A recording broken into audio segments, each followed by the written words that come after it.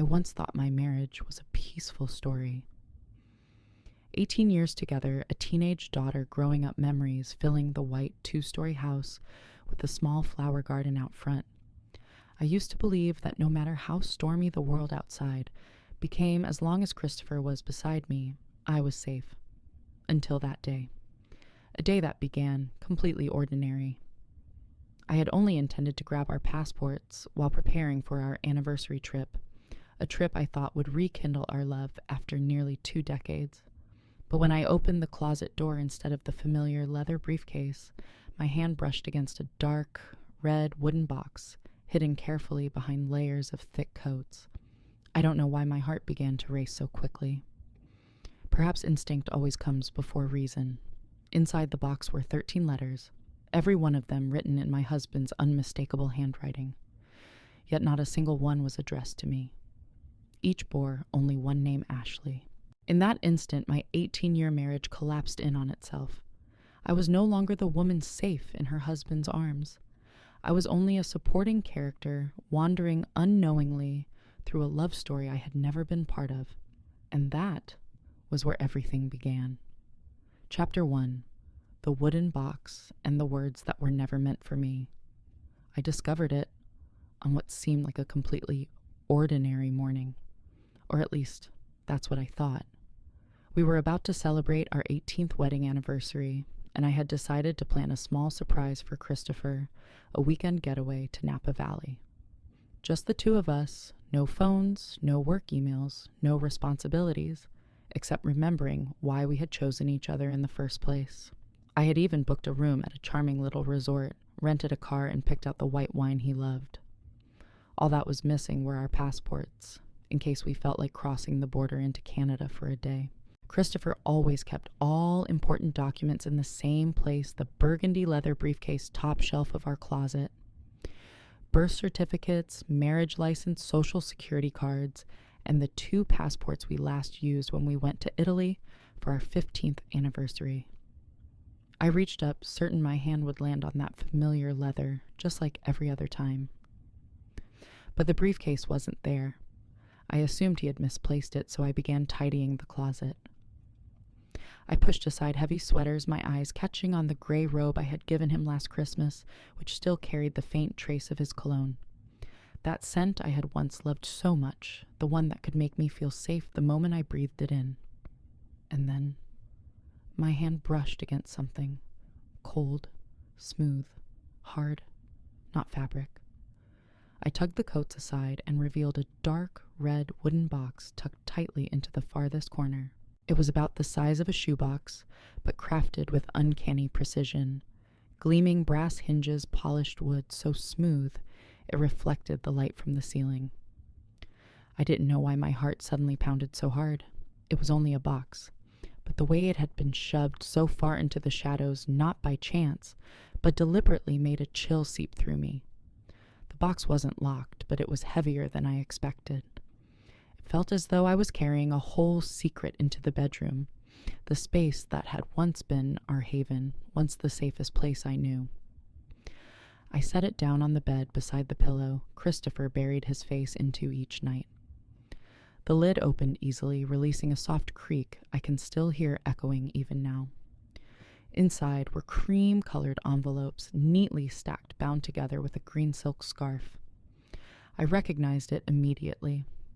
It was the scarf I had worn around my neck at Emma's graduation. The very same scarf Christopher had given me on Mother's Day 2 years ago. I had cried when I opened that gift because I believed he truly understood and cherished my role as a mother, as a wife. I didn't open the envelopes right away. I just stared at the way my scarf had been used to bind something that clearly wasn't meant for me. There were 13 letters, each envelope handwritten in the script I knew by heart because I had lived with it for nearly 2 decades. Notes left on the fridge, grocery lists, birthday cards. But this time, the name on the front was not mine. Every envelope bore the same name, Ashley. No last name, just Ashley written with a soft, elegant tilt full of reverence, as if that single word was all it took for the world to know who mattered most to him. My first feeling wasn't anger. It was something colder, something that seeped straight into my bones. As if I had just read the inscription on the gravestone of a marriage I thought was still alive. My hand trembled as I picked up one of the letters. I had no idea that what I was about to read would change me forever, that I would never again be the same woman. But I opened it, and everything began to fall apart from there. Chapter 2. Words of love never meant for me. I opened the first letter, with hands that were no longer steady. Each finger felt as if it carried the weight of everything I didn't yet know, but was about to be forced to face. The paper was folded neatly, the same stationery he used for job applications or formal thank you letters, the kind embossed with the 3 initials of his name in the top corner, CHL. I used to think it marked him as a meticulous man. Now it looked like a cold stamp pressed onto evidence of betrayal. The letter began with 3 words that made my heart seize. My dearest Ashley, just 4 words, yet enough to hurl me into a void with no one to catch me. He wrote about a cafe near the university, the one where they had once studied together, where the wobbly table stood and the barista always drew a heart in the cappuccino foam. He said he had passed by it last week during his business trip to Portland. I could still smell the waffles you used to eat, he wrote. You always asked for extra cream. I used to tease you for having a sweet tooth, but truthfully, I loved watching you lick the cream off your fingertips. I let the letter fall, glancing around the bedroom, the same room where Christopher and I had lain side by side every night, sharing trivial stories, laughing at meaningless jokes, whispering goodnight. And yet, in some hidden reality, I never knew he had been yearning for another woman, while I cooked, laundered, and planned our anniversary. I opened the second letter, then the third. They weren't stale memories of a past long gone. They were haunting whispers from a love that had never truly died. Ashley wasn't just a ghost of yesterday. She was alive in my husband's heart, alive in a silent, stubborn way, like a shadow weaving itself through every corner of my marriage without my knowledge. In one letter, he described spotting a woman in the supermarket, red-brown hair, tilting her head with a smile just like Ashley. He had followed her through 3 aisles, pretending it might really be Ashley returned. She probably thought I was a lunatic, he wrote. But for those few seconds, I lived again, as though time had reversed itself. That's when I realized something horrifying while I was choosing new curtains for our bedroom, booking dinner reservations, selecting the wine he preferred. He had been sitting somewhere, writing love-lorn letters to another woman, a woman he had once loved but never forgotten. Some of the other letters were sorrowful, full of regret. Not angry at Ashley, angry at himself. He wrote, I've spent my whole life trying to forget you, to build another life, another family. But sometimes I wonder if I had been braver back then, would we be living a different life now? A happier one. I felt my throat tighten. These weren't merely remnants of an old flame. They were proof that my life, my daughter, might have been nothing more than a substitute, a plan B for a man who never truly let go of plan A. The 13th letter, the last one, was the cruelest strike of all. I have loved you, Ashley, in silence for 21 years. Not a single day passes without me thinking of you. Not a single day without imagining what life would be like if you were the one beside me. I never told Jessica. She is a good woman, a wonderful mother. She doesn't deserve to live with a husband who shares his heart with a ghost. But I can't keep you locked inside anymore. You were my first love, the only one that if I could go back I would choose again, every time. Without hesitation, I let the letter slip from my hand. My fingers released it, and it drifted to the floor like a brittle leaf. Perhaps the most painful part wasn't that he loved someone else. It was that he never loved me enough to tell me the truth. What had we shared together? This house the nights of laughter, until our stomachs ached the times he stayed awake when I had a fever, the moment he held my hand. In the delivery room when Emma was born. He had cried then. He had told me I was his one true love, his most important person.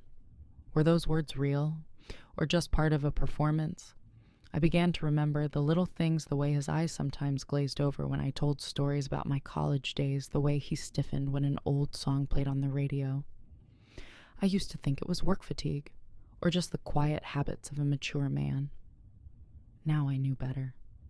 It wasn't silence, it was emptiness, a hollow space where I had never truly existed deeply enough. I looked at the 13 letters scattered across the floor, undeniable evidence laid bare.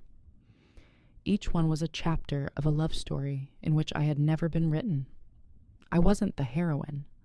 I was the supporting character, the one accompanying the protagonist through the part of his life he couldn't live with his real love. I sat there for a long time. I didn't cry. I think I had already passed the threshold of tears. I didn't know what I would do next. All I knew was this: the woman who had woken up this morning believing her marriage was real, her love unshakable, her husband trustworthy, then was gone. And the woman sitting here now on this very marriage bed with letters her husband had written to another woman in her hands was me. A woman who had just touched the truth and no longer knew where to go. But I did know one thing: I would not stay silent. Not anymore. Chapter 3, Ash-Colored Memories. I sat on the bed for a long time after finishing the last letter. Around me, the 13 envelopes lay scattered like fragments of a past I once believed was real. I couldn't cry. Not because I was strong, but because the pain had gone beyond the point where tears had the strength to fall. It felt as though I had been cut off from my own life, as if the woman named Jessica, wife of Christopher, mother of Emma, had dissolved right here in this familiar bedroom. I looked around the room, the place where I had once felt safe, the place that had once been our haven, our small private world. But now everything around me seemed coated in ash, lifeless and estranged. I began to remember, not with my heart, but with the cold, suspicious eye of hindsight. Moments that had once moved me, now they were only questions without answers. I remembered the first time I met Christopher, right after graduation, when I had just started working. I saw him in the shared laundry room of the building. I was struggling with a burnt-out toaster when he walked in, smiled, picked up the smoking machine, and said, "I think I can fix this." We laughed together. And somehow, only a few hours later, I was brewing him coffee in my tiny apartment. I used to believe that was fate. Now I wonder. From the very moment he saw me, did he compare me to Ashley? Did he see me as a possible replacement? Then I remembered the night he proposed. Rain pouring down his shirt soaked his hair, plastered to his forehead. He dropped to one knee in the middle of the street, drenched, opening the ring box with trembling hands. At that moment I thought, this man loves me so much he can't wait another second. But now, I ask myself, was that urgency really love? Or was he trying to force himself to believe he could start over with me? I remembered the moment Emma was born. 14 hours of pain. I screamed, I cried. Christopher was beside me the entire time. He held my hand, wiped my sweat, whispered words of encouragement. And when Emma let out her first cry, he wept like a child. I had once believed that moment was the most sacred of our lives. But now, I wonder, was Ashley there too? Not in body, but as an invisible presence in his mind, sharing the sacred moment that should have belonged only to us. I remembered my father's funeral. 3 a.m., the phone rang, and my world collapsed. Christopher held me, kept me from falling apart as I sobbed. He took care of everything from the funeral flowers to thanking neighbors to the eulogy I couldn't read because my throat had locked up. He was my only anchor then. But now I wonder, as he held me, as he comforted me, did he wish it was Ashley who needed him instead?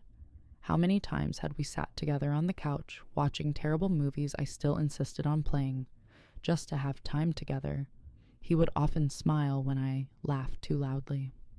I thought he was happy, but now I remember. Sometimes his eyes drifted away. He wasn't looking at me. He was looking somewhere else. At someone else. I remembered once when Emma was playing in the backyard, he suddenly asked me, "Do you ever wonder what life would be like if we had chosen differently?" I thought he meant the crossroads of life. I laughed and said, "The path we took brought us to our daughter, to this house, to you and me. That means it was the right one." He smiled back. But in his eyes that day, there was a sorrow I didn't understand then. Now I know. He wasn't talking about choices in general. He was thinking about Ashley. I thought of the mornings he made coffee for me. He always knew I liked more milk, less sugar. He remembered every little detail. I used to think that proved he loved me. But maybe like everything else, it was just part of the role he had been playing for too long. And what cut deepest was that he truly was a good husband. He never forgot my birthday. Never missed an anniversary. He bought flowers every Friday for the first 5 years of our marriage. When I was pregnant, he was the one who got up at night to fetch water, to support my back, to massage my swollen feet. He taught Emma how to ride a bike, helped her with her math homework, walked her to the bus stop every morning. He was never cruel, never careless, and it was because he was so good that the pain was all the more brutal. I began to wonder, is it possible to hold two loves in the same heart? Did he truly love me even though he never stopped loving Ashley? If so, was his love for me real or just the leftover scraps after his first love failed? That question was like a dull knife, not stabbing cleanly, but sawing slowly, cutting deeper and deeper until I couldn't breathe. I stood up, walked over to the bedroom mirror. The woman who looked back at me was not the woman I had been yesterday. The woman in the mirror had shadowed eyes, lips pressed tight, her spine taut as if holding herself upright against collapse. She was no longer anyone's wife. She wasn't yet someone new. She was only a vessel carrying a storm. But in that moment, I knew one thing for certain. If I had to rebuild my life from these fragments, I would be the one to choose the colors. Chapter 4. Napkins, coffee, and a table turned without a shout. 700 words. I didn't sleep that night. Not because I was restless, but because there was nothing left inside me to lull me to sleep. No tears, no hope. Only a cold emptiness so vast it made the entire room feel unfamiliar. I looked to my side. Christopher was sound asleep, his breathing steady, his arms still stretched across the space where I usually lay. How absurd. A man living in two worlds could still sleep so peacefully. I slipped quietly out of bed. The house was swallowed in darkness. The familiar sounds, the creak of the wooden floorboards, the faint hum of the heater suddenly felt strange, as though the house itself was keeping secrets from me. I went into the kitchen, turned on the light, and began making coffee. The same ritual as every morning, but this time every movement carried a new layer of meaning. I chose the navy blue ceramic mug, the one Emma had made in 9th grade pottery class, misshapen but brimming with pride. Across its side, scrawled in paint, were the words, "World's Best Dad." I stared at it for a long while. I brought the 13 letters down from the bedroom, laying them one by one across the dining table, neat, deliberate, like evidence prepared for a trial, where I was judge, witness, and victim all at once. I didn't write a letter. Didn't print an email. I didn't need theatrics. I took a plain white paper napkin, the kind we used every day for hurried lunches, for wiping our mouths after dinner. Something simple, ordinary, forgettable. But this morning, it would carry a different weight. I picked up a pen. For the first time in 18 years, my hand trembled as I wrote. Not from fear, but because I knew this time I wasn't writing to ask to forgive or to grieve. I was writing to end it. I sat there for several minutes staring at the blank whiteness of the napkin, imagining hundreds of ways to express my pain. But every word felt too small for a betrayal this vast. Then I wrote simply, "You are free to marry her. No hatred, only the truth." I didn't write Ashley's name, didn't mention love, didn't explain. I didn't need to play the role of either the noble wife or the pitiful one. I spoke only the essence. I had once been the wife who loved him with all her heart, but I could not and would not fight against someone who didn't exist in my real life, yet lived permanently inside his heart. A woman of flesh and blood cannot forever compete with a memory painted in nostalgia. I signed my name. No flourishes, no love always. No goodbye, just Jessica. I placed the napkin beside the mug of coffee he would drink upon waking. A still life scene coffee cup, the stack of letters, and a small white square carrying my final words. I didn't smash anything. I didn't scream. I didn't call Ashley or broadcast it all online. I chose silence, but not the silence of surrender. The silence of a woman who had looked truth in the eye and no longer feared it. That morning, I walked out of the house we had once called our home. I didn't know where I would go for the long term, but I knew one thing: I would not stay in a place where my love had to wrestle with his past.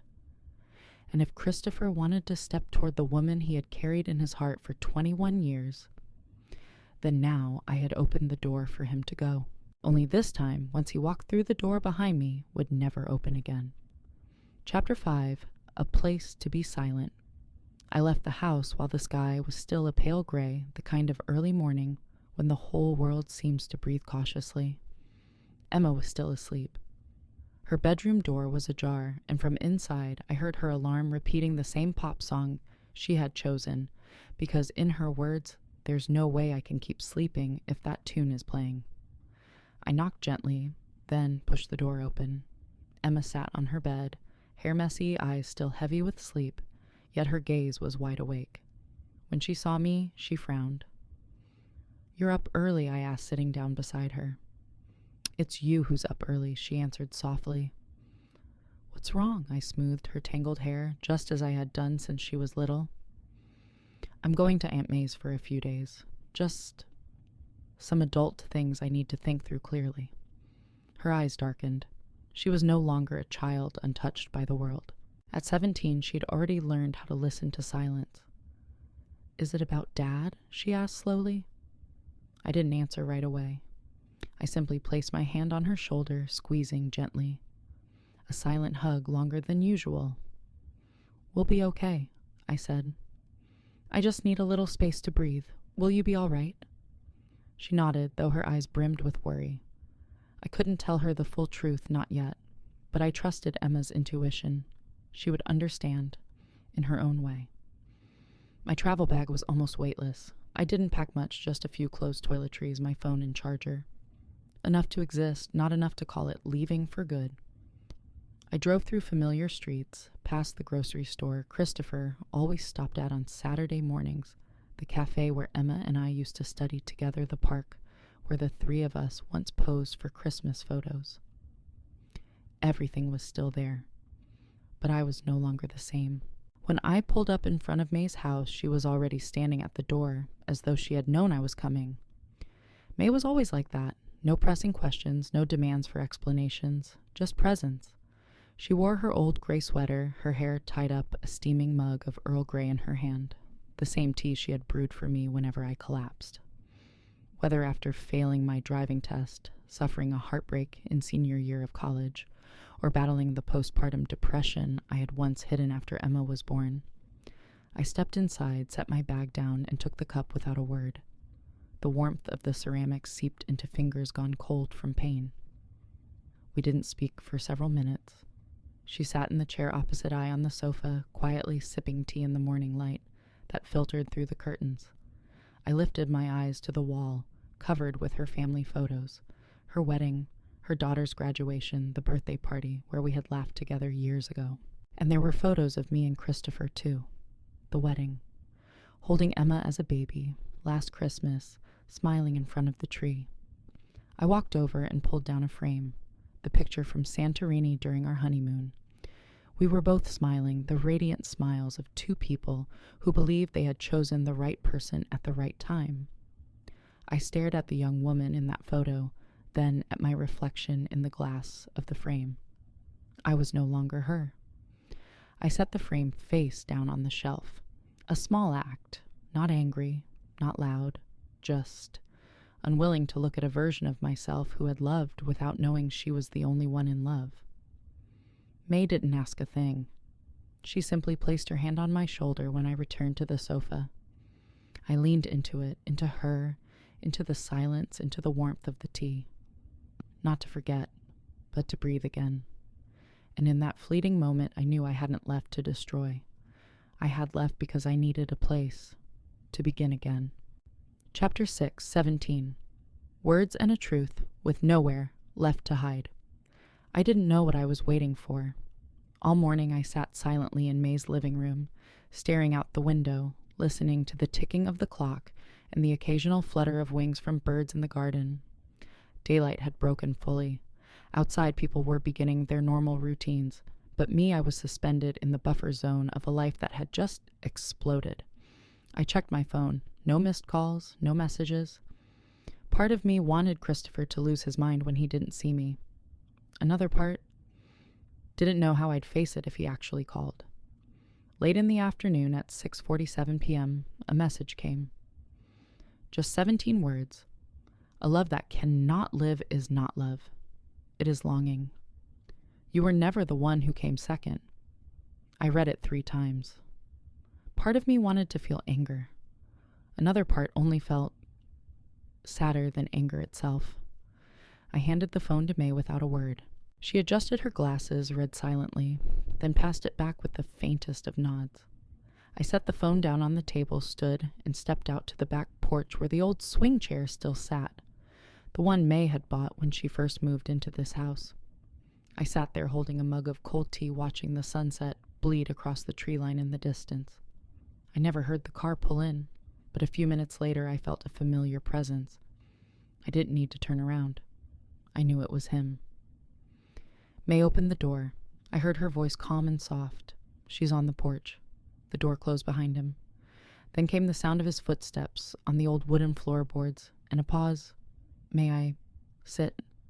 I nodded. No words, no glance. He sat beside me. The swing shifted slightly, creaking in the silence between 2 people who had once been everything to each other and now no longer knew where to begin.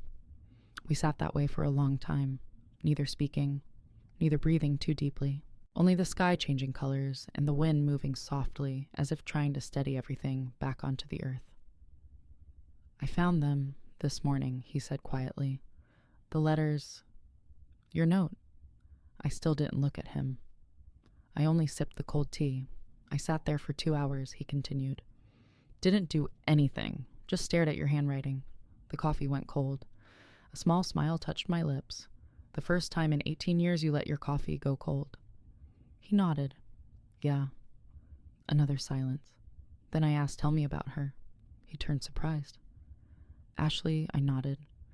Not the Ashley in the letters. The real girl. The one you loved. The one you carried for 21 years. He sighed, leaning back against the chair. We were in the same senior year. Same organic chemistry group. She was brilliant in that effortless way. Always late coffee stains on her shirt, but still grasping lectures I needed nights to understand. I stayed silent, listening. We never dated. It was just something unspoken. Once she told me, in another life, maybe we could have been something extraordinary. Why didn't you go after her? I asked. I wasn't brave enough. By the time I worked up the courage to call, she left the state, and you've loved her ever since. Not love, he said softly. It was wondering. It was what if. It was an unfinished chapter. For the first time since he sat down, I turned to face him. And what was I? He looked at me long, very long before answering. You were everything real. You were life itself. You were the one who walked with me through those first meager paychecks, raised our child. With me, endured loss with me. You were breakfast and fevered nights, and the hand I held in childbirth, and the laughter at terrible movies. I bit my lip, steadying my voice. Then why did those letters exist? He shook his head. I never meant to send them. Writing was therapy. I thought if I poured it all out, maybe I'd stop thinking of her. But you kept them. because a part of me didn't want to erase the version of myself who once loved that deeply, even if only in my head. I nodded, and the question I had been afraid to ask finally slipped out. Was I ever enough for you? He turned back to me. This time his eyes were wet. You were always enough. You are the one I love, the one I need, the one I choose every single day. Ashley was a dream. But you were life. I closed my eyes. Not to forgive, but because in that moment I wasn't running from the pain anymore. I stepped into it, listened to it, faced it, and I knew for the first time that maybe not all love is simple. Maybe there are wounds in another's heart we cannot heal, but that doesn't mean we must go on living in their shadow. I turned to him. I don't know how to forgive, and maybe I won't even call it forgiveness, but I thank you for not lying tonight. He nodded silent. His hand rested on the arm of the swing near me, not touching, just there. I let my own hand quietly drift toward his, not as a return, but because for the first time in 18 years we were beginning to tell the truth. Chapter 7. The Ashes of Something That Never Took Shape. That Saturday morning the sky was unnervingly clear. No clouds, no wind, none of the damp scent of rain from the days before. Only the cold, stark sunlight of early autumn, the kind of light that leaves no room to hide from the truth. Christopher appeared at the kitchen door with the wooden box in his hands. The same box. The one that had once sent my heart plummeting into darkness. But this time it no longer chilled me. It was just a box, a container, nothing more. It no longer held power. His eyes were calm but resolute, the same look he had when he decided to paint the living room a color I hated and then quietly repainted it after a week of my silence. I want to burn them, he said without preamble. I studied him. You don't want to keep anything. Keep them for what? To remind myself I was once too weak to live in the present. I didn't answer right away. His voice softened. But I don't want to do it alone. I want you to burn them with me. That request left me quiet. Not because I didn't want to, but because I had never thought he would invite me into ending what had once divided us. I nodded. We walked to the backyard to the fire pit where just last summer Emma had roasted marshmallows with her friends. Back then I had thought, this is my family, whole happy, peaceful. Now it was the same place. But everything else had changed. Christopher opened the box. He said nothing as he took out the letters. No explanations, no defenses, only silence like a man performing a farewell ritual. I picked up the first one, the letter with the crude little heart he had drawn, the one about the cafe near campus, where Ashley had laughed and dipped her finger into the whipped cream. I dropped it into the fire. The flames caught quickly. The paper curled, blackened, and dissolved into ash. Her name, Ashley, was the first thing to disappear. I didn't turn away. I watched the letters burn as if making sure I truly saw them leave with my own eyes. One letter after another, then another.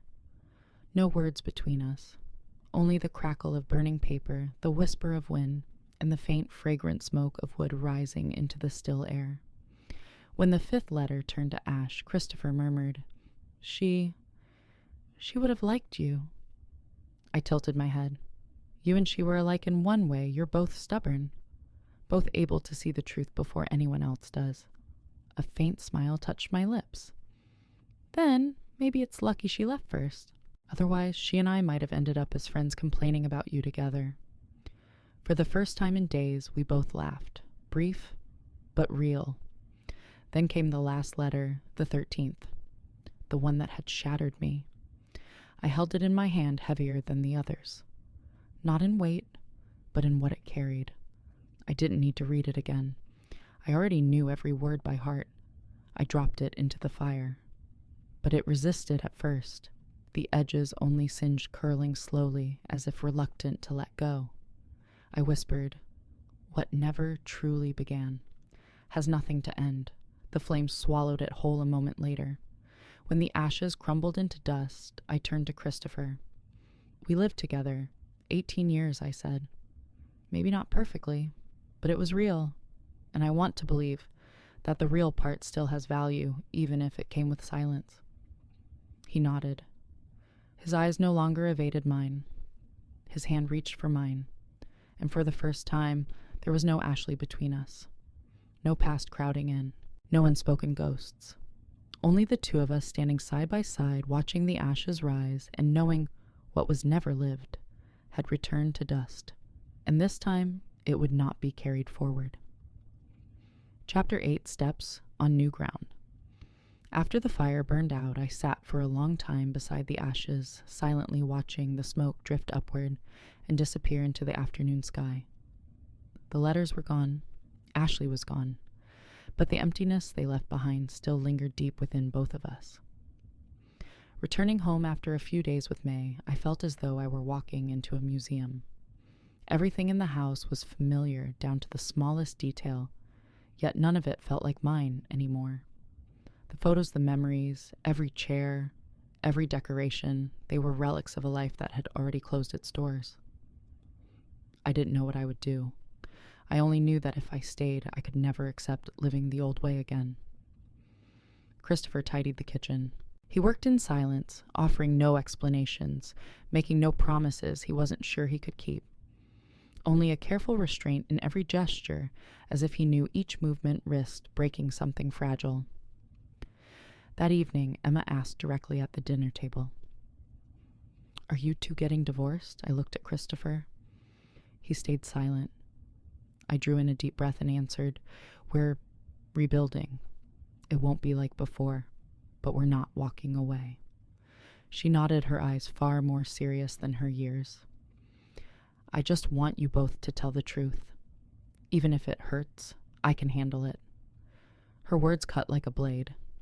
My daughter, at only 17, already understood something. It had taken me 18 years of marriage to learn the truth. However, cruel is easier to bear than sweet lies.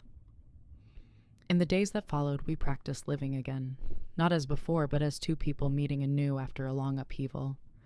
In the evenings, instead of sitting silently in front of the TV, we walked the neighborhood. The streets were familiar, yet different now, because this time, we weren't pretending to be at peace. We talked. About work, about Emma, about the years past, about the difficult truths I once would have swallowed. I asked him, "Were you ever truly happy?" And for the first time he answered plainly, "I was, but never completely. I left a part of my heart elsewhere. Now, I want to learn how to live wholly with what remains. Painful, but real." And to me that mattered more than any empty promise. We began creating new rituals. One evening, as I rummaged through the fridge to cook, Christopher came in. "Let's cook together." We made a simple meal, spaghetti and vegetables, nothing grand. But we cooked side by side, our hands brushing against each other's, while reaching for the knife while stirring the pot. And for the first time, instead of pulling away, we let the touch linger a heartbeat longer. Just a little, but enough to feel the possibility of beginning again. Walking, cooking, sitting down to ask questions we once avoided. Small things repeated daily. They became the first bricks to build a new foundation, not one of illusions, but of truth. I don't know where this marriage will lead. I no longer believe in happily ever after the way I once did, but I believe in choosing day after day, and I choose to stay as long as truth remains at our table, in our bed, in every glance and every word. Perhaps this isn't a fairy tale, but it is a true story, and truth to me now is worth more than all the rest. Chapter 9. I'm not the past, I am life. A year later, our house looked the same red mailbox on the porch, the same geranium pots I had planted the spring before, but inside, everything was different. Not because of new furniture, but because we had learned how to live truthfully with each other. A year of difficult conversations, of therapy sessions that sometimes left me in tears right there in the living room. A year of learning to ask questions that seemed almost silly, but were the only doorway to truth.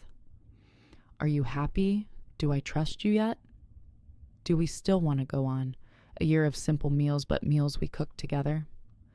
A year of long walks in silence, broken by sudden questions that made us stop think, and then laugh bitterly at how we had never dared to ask them before. Emma had gone off to college. She once told me, "I see you and Dad are different now, more real, like you've both taken off a mask you'd been wearing for too long." Hearing that pierced me, and yet it also lifted a weight. Tonight, the whole family gathered in the living room after dinner. May and David came too. We played music, and Emma, with the mischievous smile of 18, pulled us to the center. "Come on, dance. Like you used to when I was little?" We laughed. The room filled with music laughter, the sound of feet moving across the wooden floor. Christopher took my hand and spun me around, no longer dizzy with blind infatuation, as in the beginning, but grounded in a new steadiness, the kind that comes from looking straight at pain and still choosing to stay. That night after the cleanup, I stood before the bathroom mirror. The woman staring back at me was no longer the naive bride of 18 years ago. This face bore crow's feet, a few strands of gray, the marks of time. But it also held something it never had, before the steady gaze of someone who had walked through darkness and chosen light for herself. I slipped into bed. Christopher was reading, but closed his book when he saw me. He set it aside, turned toward me, his eyes serious, but no longer uncertain. I whispered almost to myself, "I am not the past." He squeezed my hand, answering simply, "You are life." And for the first time in a long time, I believed it. Not because I wanted to, but because I felt it in every truth that filled the room. No fairy tale promises, no illusions. Only us two people, cracked and scarred, but brave enough to rebuild. And this time, there were no more secrets between us. As I close this story, I look around my home with an entirely new feeling. It is no longer a museum of secrets, but a place that holds the truth. And the truth, no matter how painful, remains the only foundation on which we can continue to walk forward. I no longer naively believe in fairy tale love stories. I don't need anyone to promise me that we will be happy forever. What I need is a choice made in honesty every day from both of us. Some people might think I should have left immediately. Others might think I am weak for staying. But the truth is this: I chose what was right for my own heart. I did not forgive in order to forget. I forgave so that I could move on without being haunted by ghosts of the past. When Christopher looked straight into my eyes and said, "You are not the past. You are life."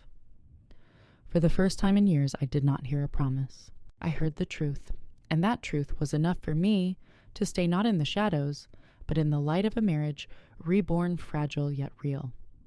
If you are listening to this story, remember, sometimes the very things we think we cannot bear become the turning point that brings us back to ourselves. This is my story. And if you find a part of yourself within it, share it so that it may reach other hearts who are also searching for their own truth.